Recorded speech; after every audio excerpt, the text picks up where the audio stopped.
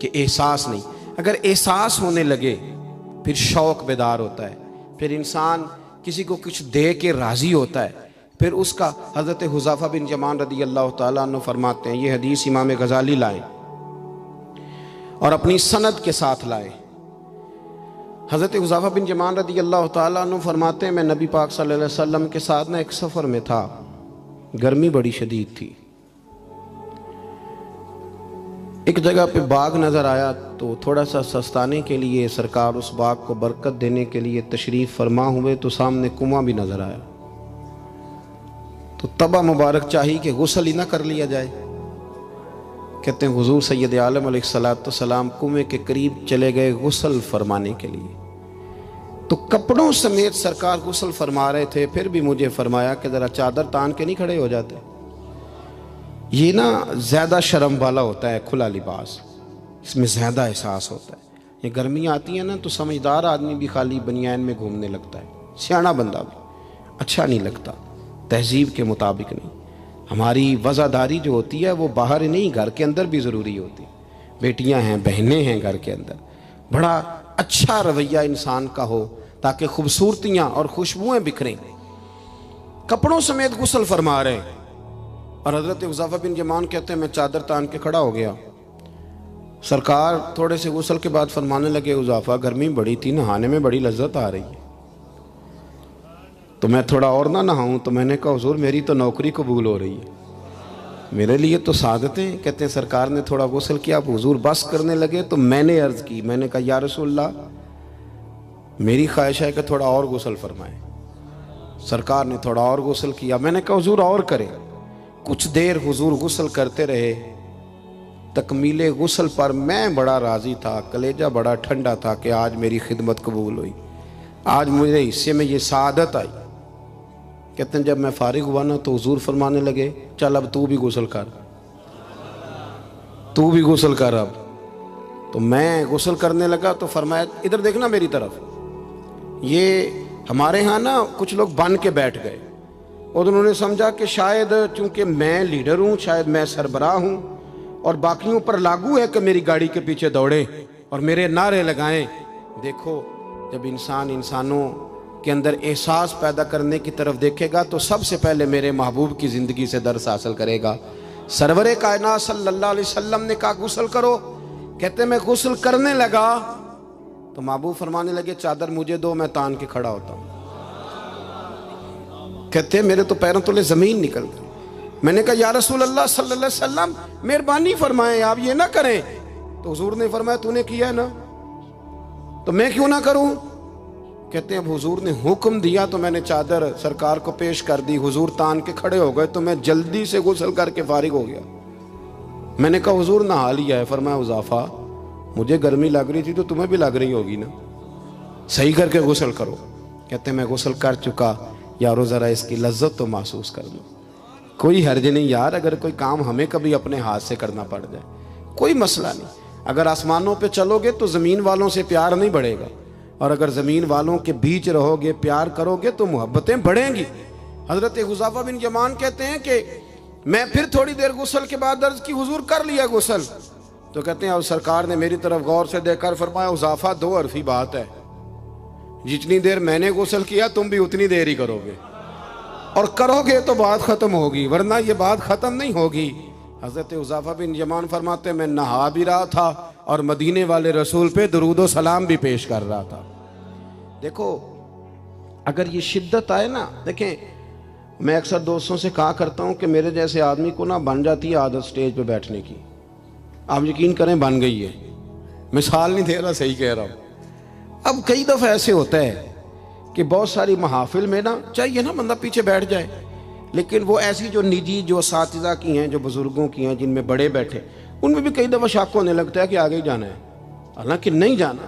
اور کئی ایسے چودھری صاحب، پیر صاحب، صوفی صاحب ہوتے ہیں جو گردن اٹھا اٹھا کے نقیب محفل کو دکھاتے ہیں کہ میں آ گیا ہوں، کر لے اعلان کسی طریقے سے، پھر آپ تنگ ہوتے ہیں۔ پھر دیکھیں نا اس محفل کا بھلا مہمان خصوصی میں تو نہیں، اس میں محفل کے تو مہمان خصوصی وہ ہیں جنہوں نے یہاں جھاڑو دیا ہے، جنہوں نے لوگوں کو دعوت دی ہے، اور جو بیٹھ کے دائیں بائیں دیکھ کے بڑے راضی ہو رہے ہیں دل ہی دل میں کہ دیکھا ہماری محفل کتنی کامیاب ہوئی۔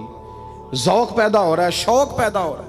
ہم اگر احساس کرنے لگیں، تھوڑا سا بیچ رہنے لگیں لوگوں کے، حسن پیدا ہوگا، پیار بڑھے گا، بھائی کے ساتھ رشتہ مضبوط ہوگا، دوستوں کے ساتھ تعلق مضبوط ہوگا۔ یہ جو ملازم چھوڑ کے چلا جاتا ہے نا، اس کو 5,000 زیادہ ملتا تو نکل جاتا ہے، اس کی وجہ یہ تھی کہ آپ کا اس کے ساتھ رشتہ مضبوط نہیں تھا۔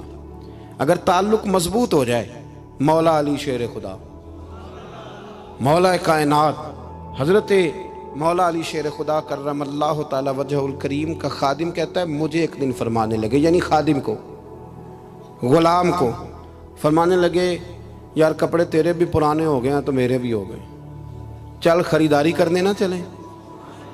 کہتے مجھے لے گئے بازار اور 2 جوڑے حضرت علی نے خریدے، ایک خاصا مہنگا تھا، ایک سستا تھا۔ میں سمجھ گیا کہ مہنگا آقا کا ہے اور سستا غلام کا ہے۔ کہتے ہیں وہ تھیلے میں ڈالے، اٹھانے میں نے وہ اٹھائے اور میں چلنے لگا۔ کہتے ہیں جب وہ چوک آیا نا جہاں سے مولا کائنات شیر خدا کرم اللہ تعالی وجہ الکریم نے اپنے حجرہ نور میں جانا تھا اور میں نے اپنے گھر میں جانا تھا، تو حضرت مولا علی شیر خدا فرمانے لگے لا بھی بیٹا میرے والا سوٹ مجھے دے دے۔ تو بالکل طے شدہ بات تھی، میں نے وہ مہنگا جوڑا نکالا اور حضرت علی کی طرف بڑھایا، تو حضرت علی فرمانے لگے یہ تو نہیں میرا تو وہ دوسرا ہے۔ تو وہ شخص کہتا ہے میں نے ایک فلسفہ بیان کیا، میں نے ایک علت بیان کی، ایک لاجک بیان کی۔ میں نے کہا حضور یہ آپ رکھیں اور یہ جو سستا ہے یہ میں رکھتا ہوں۔ فرمایا وجہ؟ کہنے لگا حضور وجہ بڑی سادی سی ہے، ایک پورا فلسفہ اس کے پیچھے، اور فلسفہ یہ ہے کہ آپ آقا ہیں اور میں غلام ہوں، تو آقا مہنگا پہنے اور غلام سستا پہنے۔ تو حضرت علی وہ والے عالم ہیں جن کو علم بھی مدینے والے رسول نے عطا فرمایا ہے، تو آپ حکم بھی کر سکتے تھے کہ نہیں تو لا میں نے وہی پہننا ہے، حکم بھی کر سکتے تھے، لیکن اس نے دلیل دی تھی نا، تو پہلے اس کی دلیل کو توڑنا ضروری تھا۔ حضرت علی کہنے لگے فلسفہ ہی تو نے بیان کرنا ہے تو اپنے والا نہ کر، تو میرے والا کر۔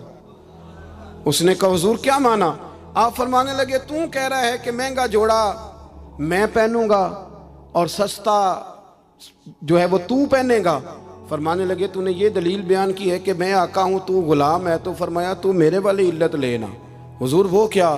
آپ فرمانے لگے تو پہن مہنگا اور میں پہنتا ہوں سستا، دلیل یہ ہے کہ تو جوان ہے اور میں بوڑھا ہوں، تو جوانوں کو پہننے چاہیے مہنگے کپڑے، بوڑھوں کا تو سستوں سے بھی گزارا ہو جاتا ہے۔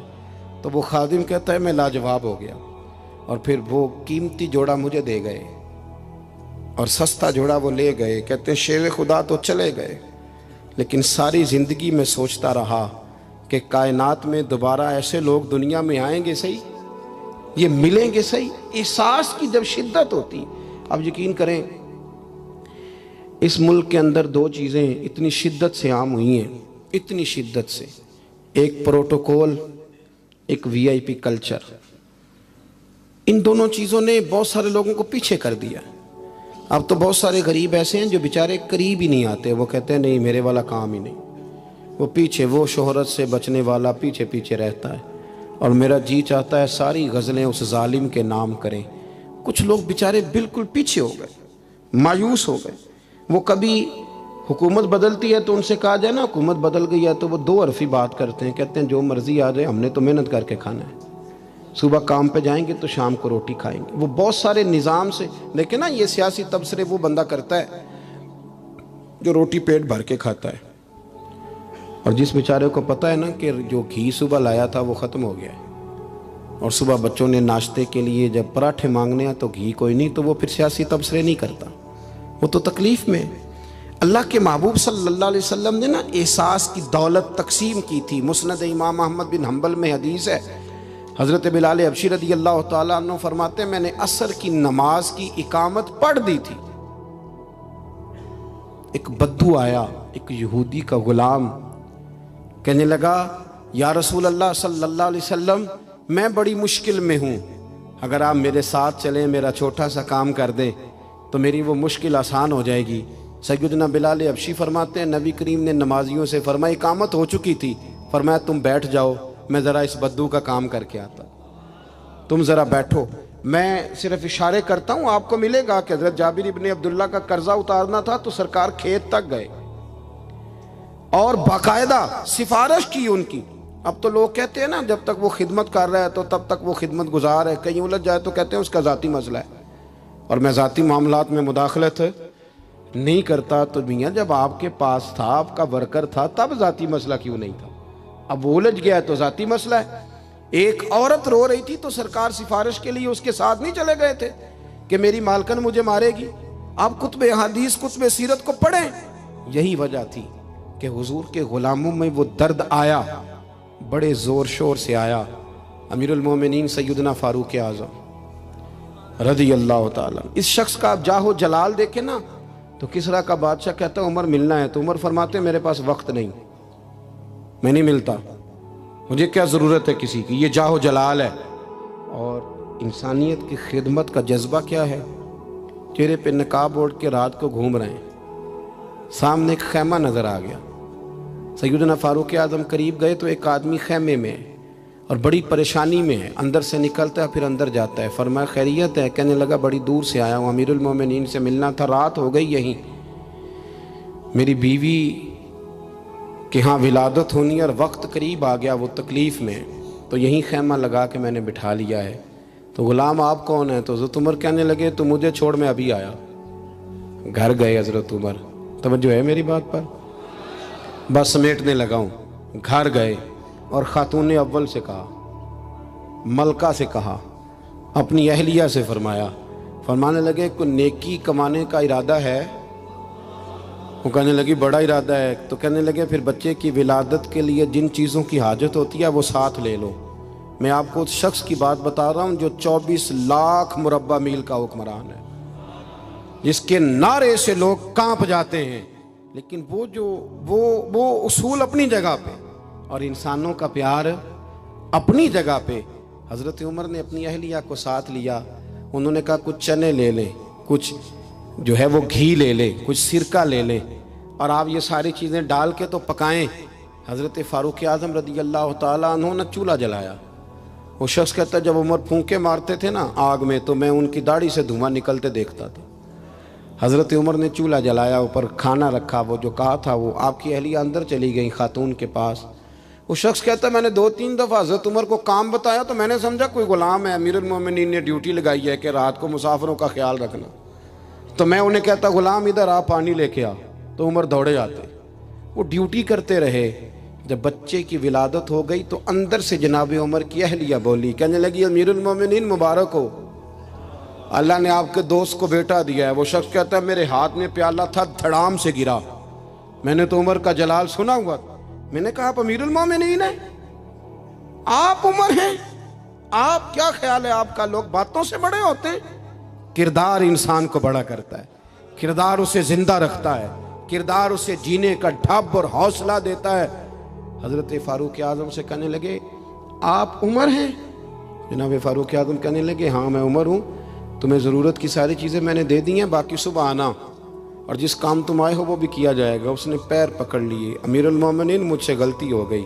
فرمایا اٹھ میرے سینے سے لگ، تجھ سے غلطی نہیں ہوئی، تیری وجہ سے اللہ نے مجھے نیکی کمانے کی توفیق عطا کر دی ہے۔ اپنی زندگی میں 3-4 چیزوں کا خاص خیال کریں، عقائد مضبوط رکھیں۔ ہمارے اندر کو آ جاتی ہیں نا کمزوریاں، انسان ہیں، ان کو دور کرنے کے لیے احساس پیدا کریں۔